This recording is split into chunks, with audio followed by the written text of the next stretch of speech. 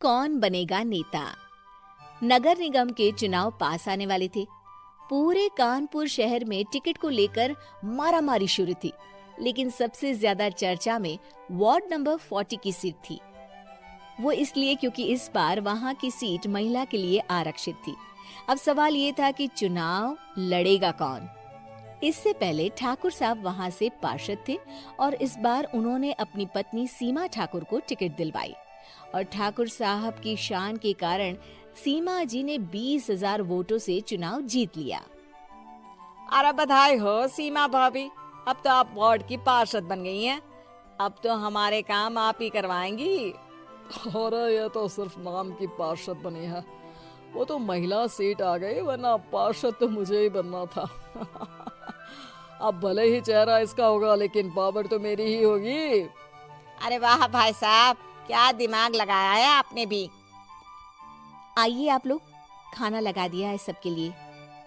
सीमा जी पार्षद बन चुकी थी, फिर भी उनकी एक ना चलती। सारे काम ठाकुर साहब खुद ही संभाल लेते और जहाँ जरूरत पड़ती वहाँ सीमा जी का अंगूठा लगवा लेते। सीमा जी ज्यादा पढ़ी लिखी भी नहीं थी। एक दिन ठाकुर साहब और सीमा एक प्रोग्राम में जाते हैं। अरे ठाकुर साहब, आप आ गए। ओहो, पार्षद मैडम भी आ गई हैं। स्वागत है आप दोनों का। लगता है हमारे पार्षद फंड का सही इस्तेमाल हो रहा है। चलिए अब उद्घाटन करते हैं। ये लीजिए ठाकुर साहब कैची, आप ही सबसे पहले प्रवेश कीजिए। सब लोग आगे निकल जाते हैं और सीमा जी पार्षद होने के बावजूद भी पीछे खड़ी रह जाती हैं।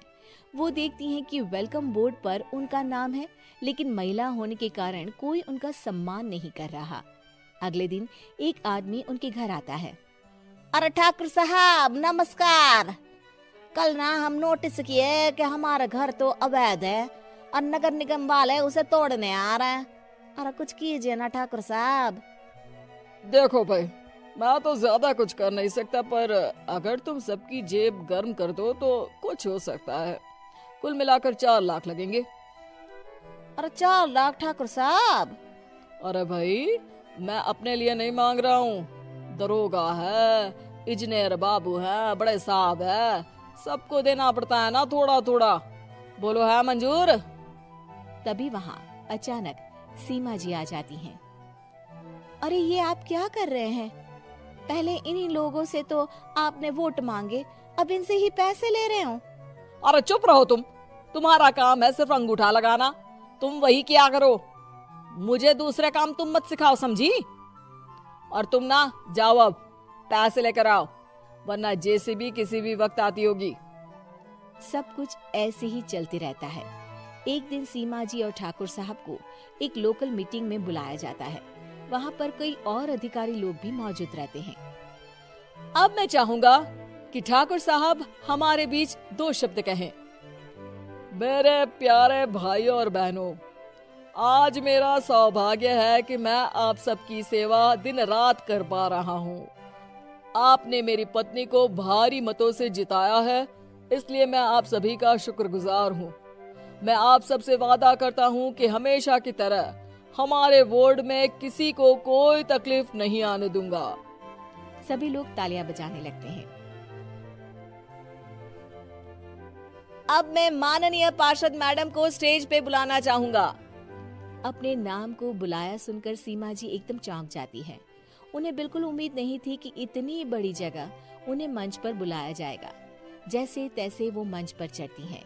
ऊपर जाते ही सीमा जी को सारी पुरानी बातें याद आ जाती हैं कि किस तरह उनके पति उन्हें कभी भी आगे बढ़ने नहीं देते और उनके नाम से गलत काम करते हैं।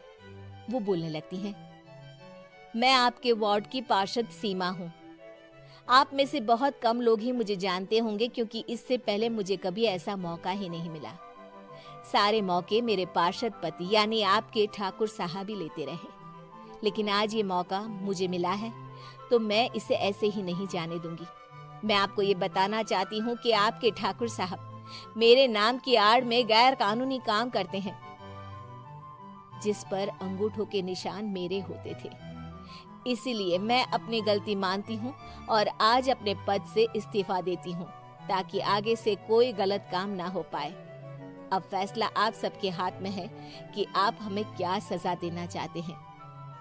सीमा जी की बातें सुनकर ठाकुर साहब के चेहरे का रंग उड़ जाता है और वो शर्म से मुंह नीचा करके वहां से चले जाते हैं और पद से इस्तीफा देकर ही सही सीमा जी अपने आप में आत्मविश्वास महसूस करती हैं।